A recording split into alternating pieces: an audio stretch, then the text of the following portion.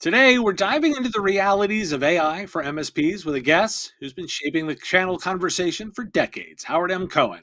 From surveys showing adoption is still early to the channel's shift toward agentic AI services, we'll unpack what's hype and what's truly practical.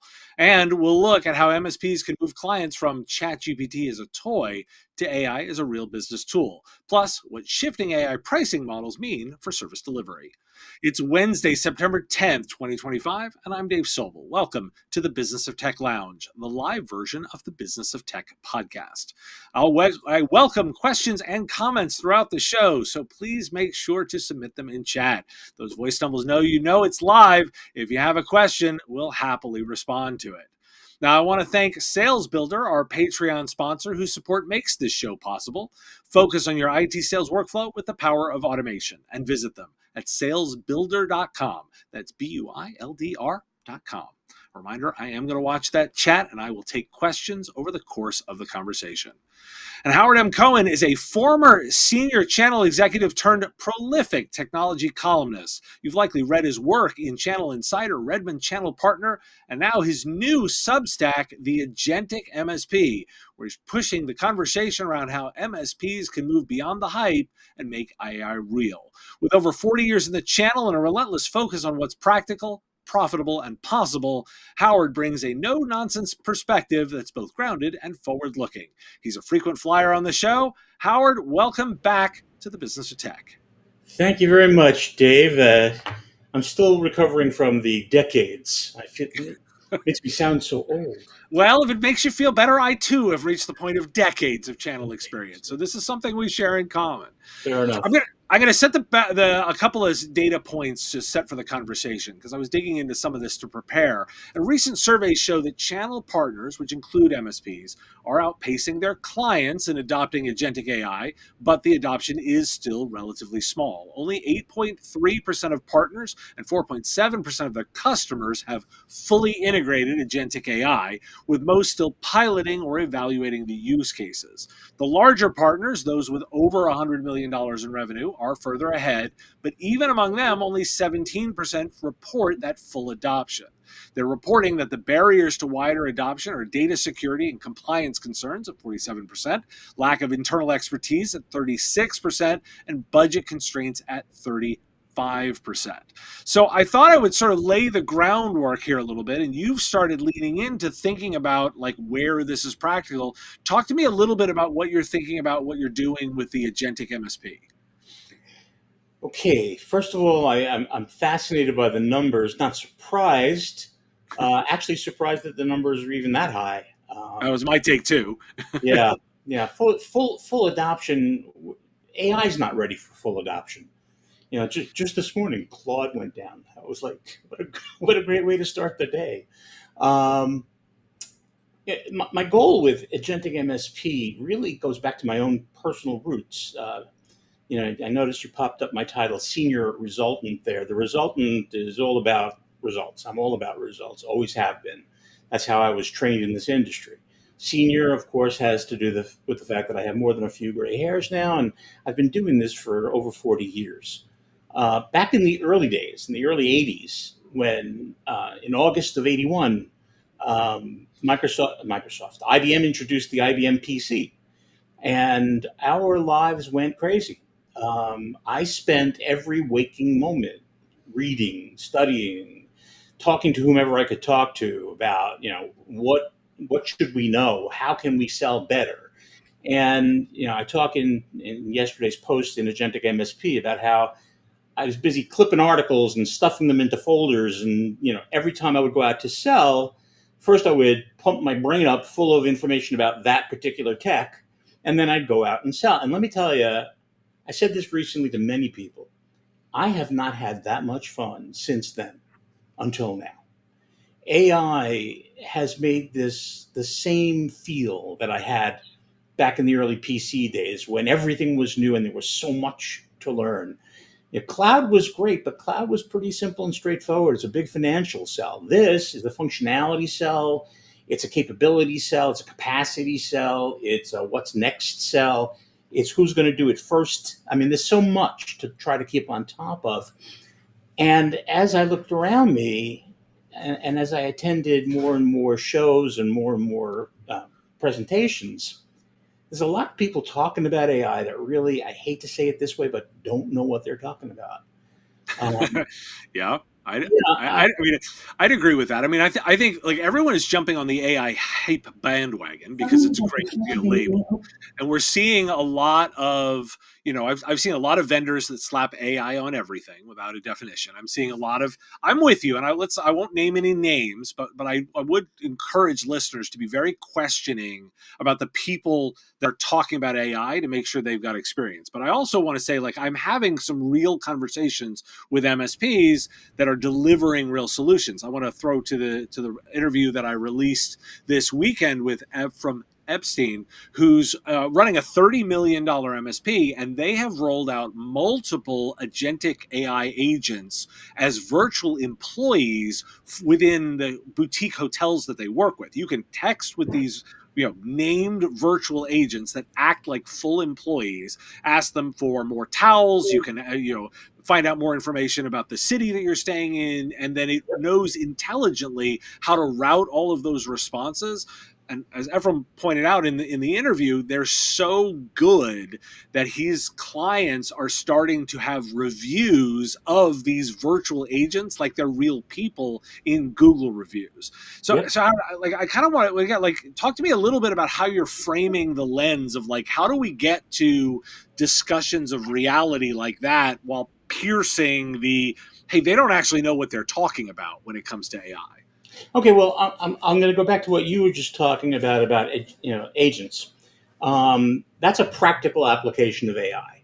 Mm-hmm. And back about last October, I think it was, when my editors approached me about a column in Pure AI magazine, I immediately said I want to call it Practical AI because everybody's talking about having it write your emails. I know guys who are using it to make much more rugged-looking photographs of themselves to post on Wastebook. I Yeah. got to tell you, I mean, that's a toy. But I didn't see a lot of people with practical applications. And so I have now gone on a hunt where I am searching widely for practical applications. I've seen recently a lot of people talking about how, everybody's talking about vibe coding ever since Andre Karpathy coined the term. And they're not seeing a lot of really practical, useful applications emerging that were vibe coded. I don't know if that's true or not. I think it's too early to really make that kind of judgment. But I will say that I have found several sources that are, in one case, creating new applications like the one you described, where it's created agents that are doing useful things for the organization.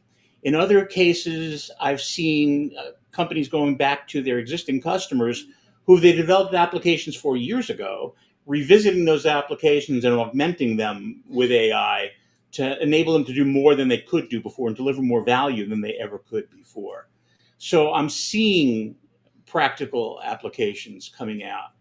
One practical application that I'm involved with right now, trying to figure out, is what do we all want most? We want more business. Well, we all have customer bases. And I'll bet you we haven't sold everything we could sell to them. And for MSPs, you can either create a new customer or you can go go sell more to your existing customers. And it's 5 times easier to sell more to your existing customer.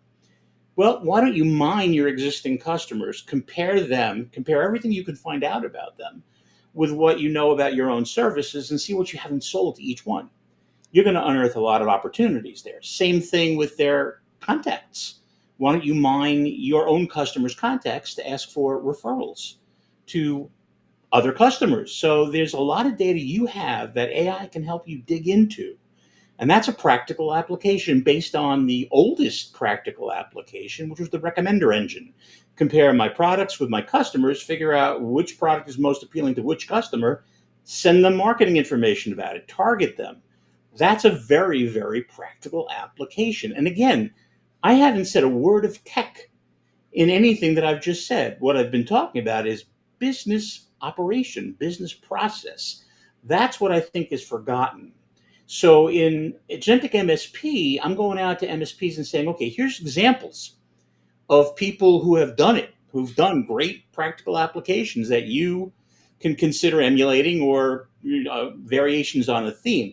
I'm also taking the homework I'm doing. I'm once again reading full time or now listening to podcasts at 1.5 times speed, of course. You and me both. Got it. Time is my biggest enemy, so I make more of the time by speeding them up. But there are specific people that are worth listening to, and honestly, there are tons of people that are not. And I figure if I can recommend the guys that I run into or the women that I run into who are really worth listening to and recommend them to to MSPs, then I'm saving a lot of time and a lot of effort on the part of those MSPs, and I'm accelerating their process to getting to the knowledge they want. I'm not going to tell anybody how to do this. I am going to point them at the resources where they can learn for themselves how to do this.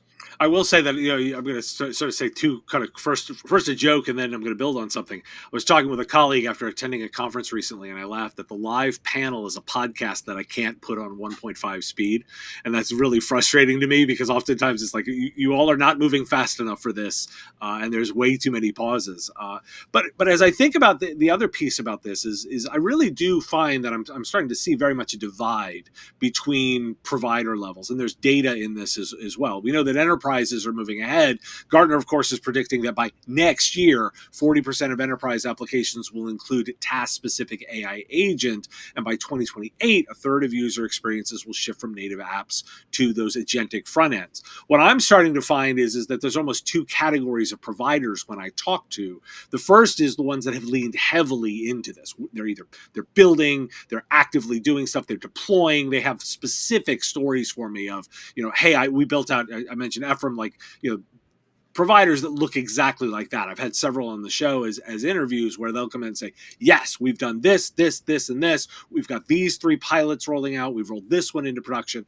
And then I have the other group where it says, well, our customers are coming to us asking about AI, but when we ask them what they want, they don't know what that means.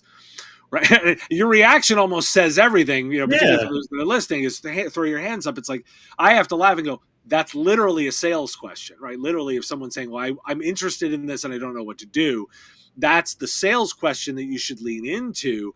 I think the answer is business process, right? Okay, clearly, let's talk about what your business is, how you run it, and how we can instill more technology into it to make it better.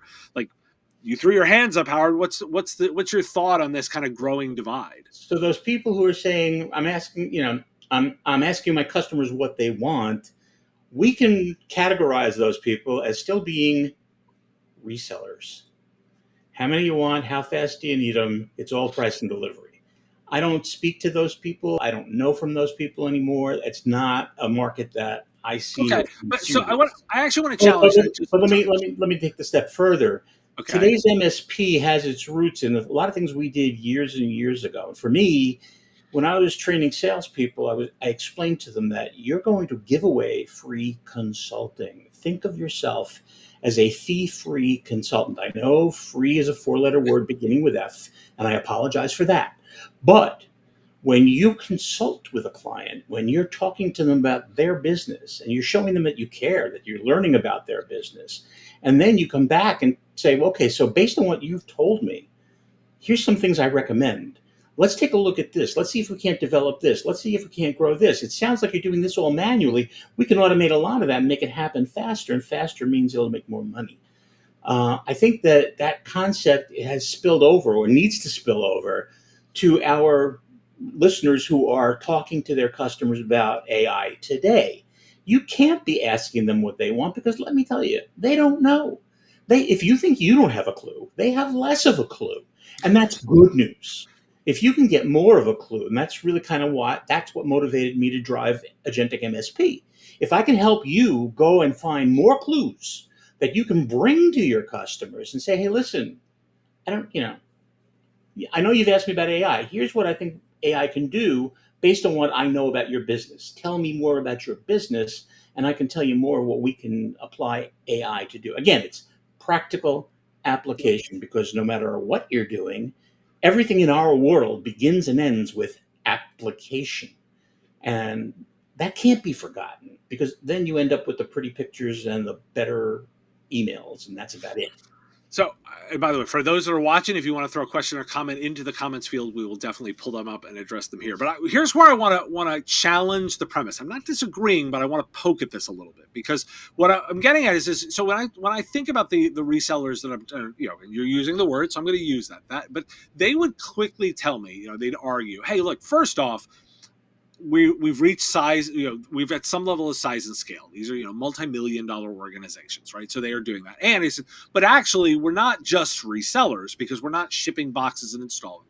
What we're doing is we're doing compliance, and we're working through their and building out policies around security, and we're building out, the way that they are SOC compliant, or that they're meeting their security needs, and we're addressing their business. We've dug into their businesses. We understand the vertical they're in. We're customizing and deploying, the particular security solutions there, that we're doing all of those pieces. And they would say, hey, that's not a reseller. I'm doing more because I've added a bunch of my own intellectual property on top of that. I see your face, and I say so. What's the jump there that we want to differentiate? Because oftentimes I think a lot of people will go like, "Hey, I'm not a box shifter. I'm doing a bunch of stuff with my own developed IP and process that makes me more." But you would challenge that. Say a little more there. You suggested one of my favorite words, kit shifter. In Europe, you're not a box mover, you're a kit shifter. Kit shifter, I always yes. love that. First of all, what you just described to me is a plumber. Okay. They're focused on the infrastructure and making the infrastructure work better, more securely, more reliably, more optimized, blah, blah, blah, blah, blah. And here's the bad news. You're out of that business. You may think you're in that business, but you're not. The people who are in that business are called cloud providers. They run the infrastructure. They make sure it works better. They make sure it's more secure. Really, when you come down to it, you don't have a whole lot to do below the operating system. Yeah, you're working on Windows or Linux or other operating systems, and you're working on applications. That layer is still yours and will be yours for the foreseeable future. And if you're not focused there, you are just a reseller and a plumber. And good luck to you. I mean, if you've got customers who are still doing on-prem, keep going until they finally turn around and say, I can't keep spending money on this when I know I can spend less in the cloud. That's yesterday's news. The fact is, back in the old days, we always talked about how all we provide is the canvas being the network and the servers and the storage. That was the canvas. And the application developers were the guys who provided the paint. They were the things, they made it beautiful. They made it all work. Well, today, there's not a whole lot of canvas provision going on. That's all provided by Azure or AWS or Google or others. What's provided today is the paint. And now we're finding some paintbrushes that can paint for you. Okay. Now, That's AI. let's poke at this a little bit, because one of the things that I've been looking at, particularly as I look at some of, and I'm going to admit this, some of this is upper mid-market kind of deployments, but again, we're talking about things that are real, that we're finding because of the expense of some of the large language models. A lot of larger organizations and those upper mid-markets are saying, hey, I need dedicated GPUs. I need to be able to run these large language models. They're starting to move, to a more hybrid environment where they have more of their own gear on premise to build on applications on top of, particularly because some of these models are really expensive to run. And so if you run local versions of it, you can bring the cost significantly down. So I hear your argument about like all cloud, but I'm actually starting to talk to people that are saying like, well, a portion of this actually makes sense on-prem purely for cost-driven basis, and that brings some of the plumbing back in. Now, I think your point around being in the business layer is important, but aren't we talking also about a potential set of skills where you're going to need to do both, not just one or the other? I think what you're suggesting, Dave, is time biased. I think that Okay. those people who are moving back on prem to run some AI applications because of security concerns, you and I both know that at the very beginning of cloud, the big concern was security. Well, And actually, it's then, not. I want to interrupt because it's not security; it's cost concerns. That it's just simply so expensive to run that that compute yeah, in the cloud, that the capital investment makes sense, and you're doing it because of the cost, not oh, security. absolutely. And I'll take you back further than cloud. I'll take you back to the original ASP Okay. initiative, the Oh, application service I provider. work application service provider. I worked on one of those. You weren't with FutureLink, were you? No, the That right. was so sad. But those guys found out very quickly that if you make it more expensive, people aren't going to buy it. Not a big mystery, but it was back then. The fact is that we're seeing that everybody's bringing cost down. The cost per token is coming down. The cost of electricity, we're producing electricity in brand new ways. There's a geothermal generator being built in Utah that's going to revolutionize the cost of electricity. It's not alone. There's solar, there's wind. That's all happening. It hasn't happened yet. I don't think that's a mystery to anybody. And I think that those who are trying to keep their costs down by moving local are being very short sighted. They're going to have to move back out again, not too terribly far down the road. I think that, and again, and it's the same thing with what did we just see? Anthropic is paying a $1 billion payout because they used other people's content. Okay, well, that was something we were talking about 8 years ago in 2017 when we really first started talking about this. And that you can't just go out on the internet and use people's content. They're going to want to get paid. Lo and behold, here are those lawsuits. The thing is, once those lawsuits are resolved, once we move forward from there, people are going to figure it out. They're going to figure out, okay, I can't do that anymore, so I have to do something else. I have to know what I'm training my LLM on, and I have to assure that I'm not going to pay how many companies can pay a 1.5 billion dollar payout at any given moment in time. So I think that all of that, and again, I just think that the day of on-prem, we're not living in an on-prem world anymore. We're living in a world where compute and information are utilities. Just like electricity is a utility, water is a utility, gas, a utility. You simply plug in and get it.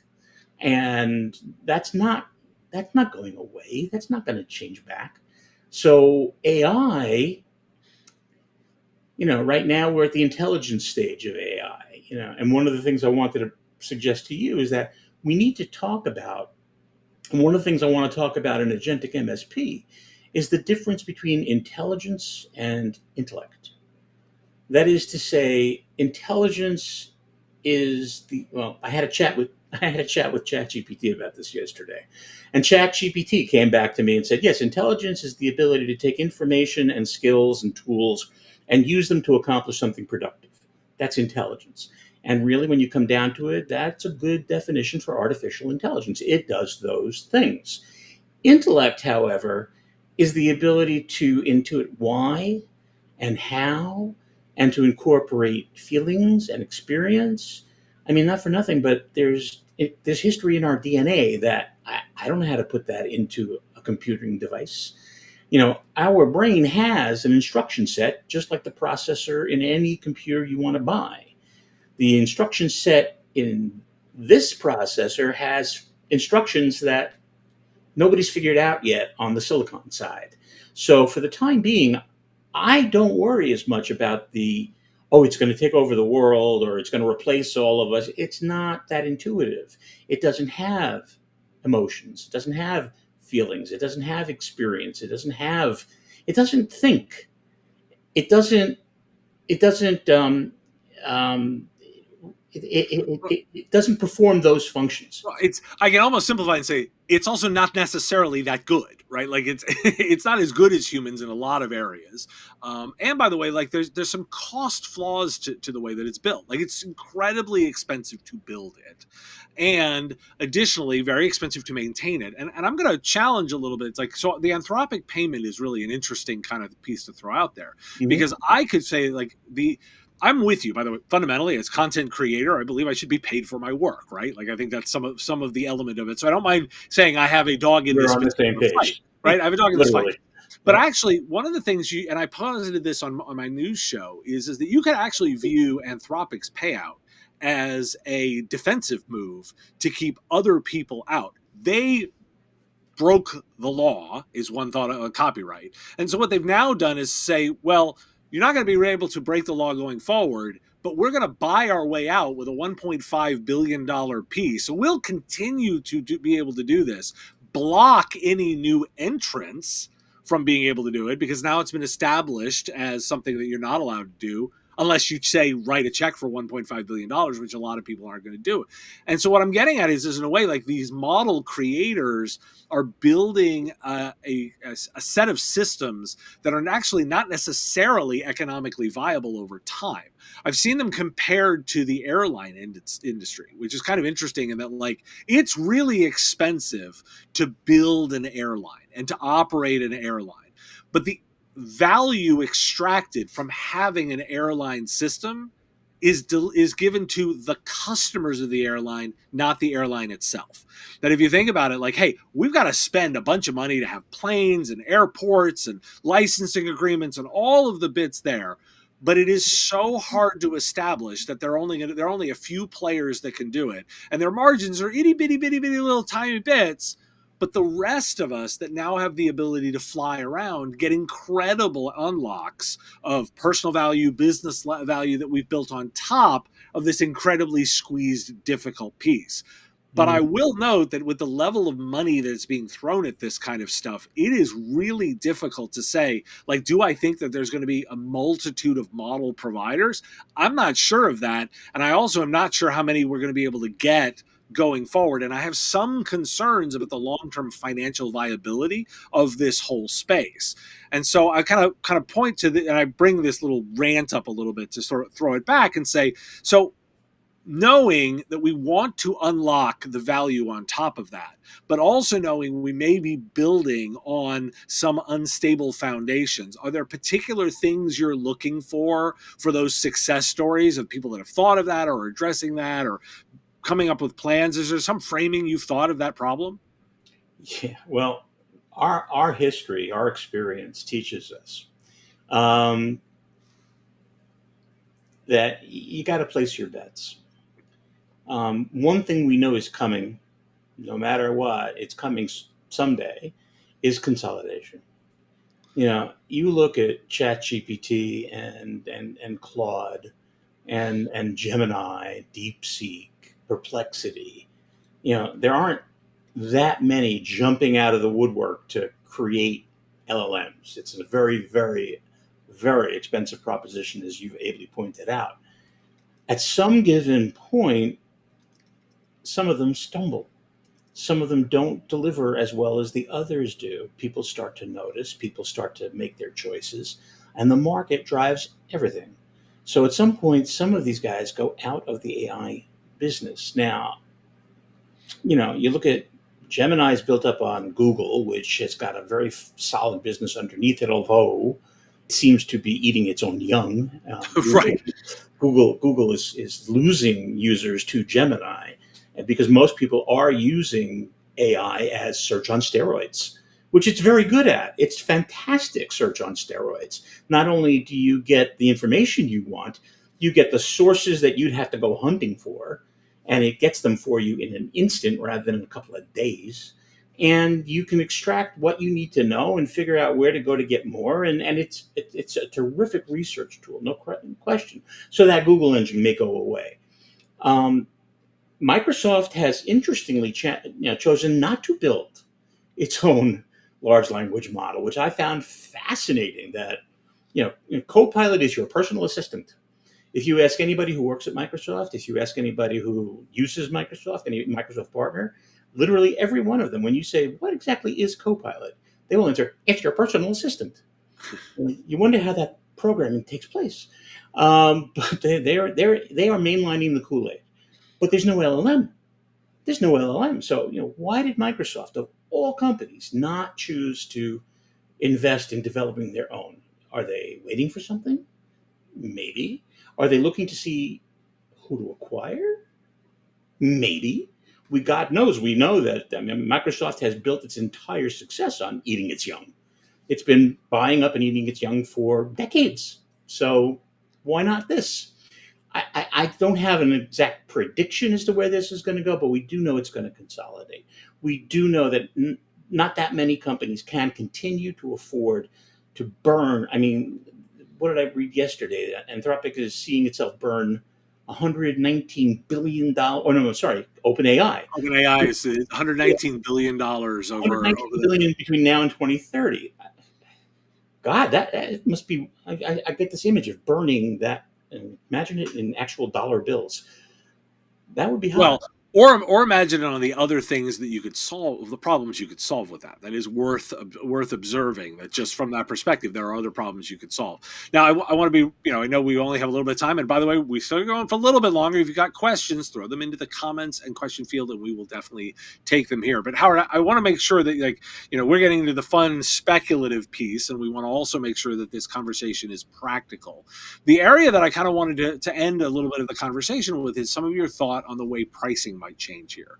Because one of the things that we're starting to talk about is not only are we talking about practical examples, but we're also talking about some of the service shifting in pricing that I'm starting to see.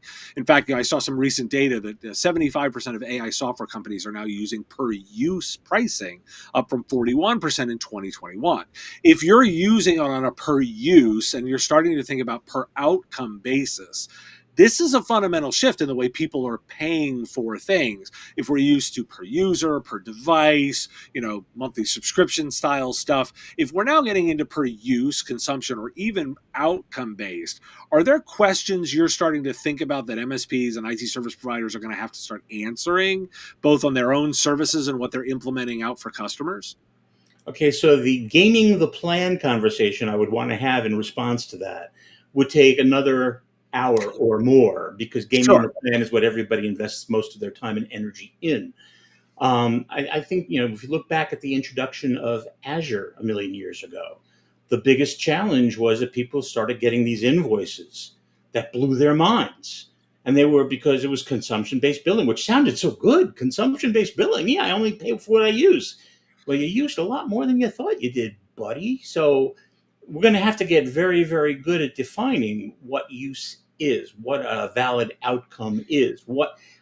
Defining our terms is going to be a monster unto itself, especially in a world as complex as AI, where there's different functionalities and different concepts of capability, reasoning, thinking. It doesn't really do those things, but it does an equivalent of them.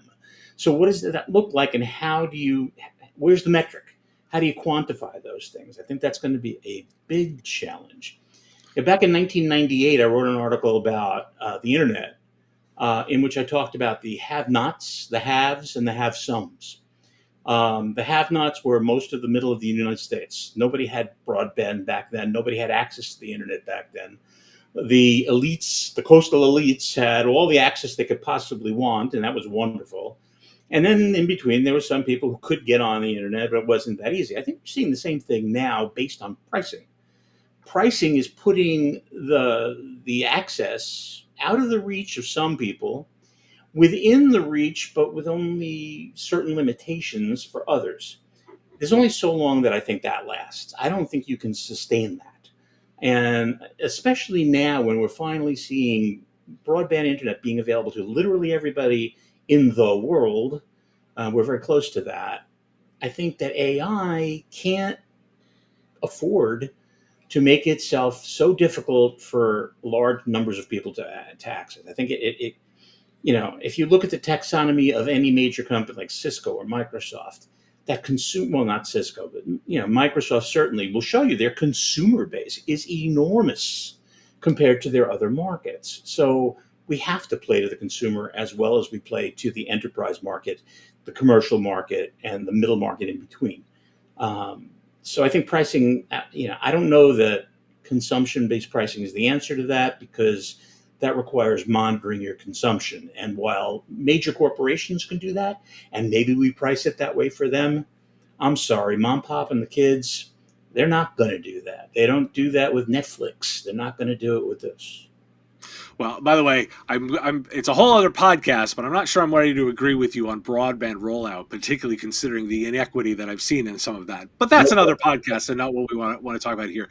And sort of with our last couple of moments, have you given thought to, beyond consumption, the idea of outcome-based pricing, the idea where they're paying only on results of something versus just using it? Have you given any thought to that? Oh, yeah. Well, so again, it comes down to definition. What is an outcome? How do you define an outcome? I know that in the MSP industry, we've all used outcalling services. Companies that, as I like to say, give good phone, and they will make calls for you, and they will try to get you leads and try to get you appointments and so forth. Some of those have played with the idea of charging you per opportunity. That is, they get you an opportunity, you have to pay them a fixed amount of money for that opportunity. Then you got into arguments about, well, what defines an opportunity? If I close it, or if it's just like it sounds good? And then some of them played with the idea of, well, I'll tell you what, Mr. Customer, you define what of the opportunities I give you are valid. They lost their shirts for obvious reasons. People are not going to say, oh, that's a valid opportunity, even though I couldn't get the business to save my life. It's just, you can't, that can't be amorphous. That can't be hard to define. You've got to be able to very crisply, clearly define the outcome. And I don't think that's nearly as easy as anybody thinks. So, I think you're right. I think you're right, but I also will highlight, and this is going to be a good place to end, spending time just defining the outcomes of these systems alone, that alone is a really high value piece, particularly if we circle back to what we were talking about in terms of building process, that yep. if you're spending your time defining what success is, just building that in a business process alone will do a lot. Howard, I know you and I could go for another 2 hours if we wanted to play on this, but I'm going to be careful. And I know you're looking for people to get in touch and do a little bit more. Tell them what you're up to with agentic agentic MSP and how they can get in touch. Okay, well, first and foremost, please go to agenticmsp.blog. And by the way, for those of you who put the HTTP in front of it, HTTPS doesn't work. So please don't do that.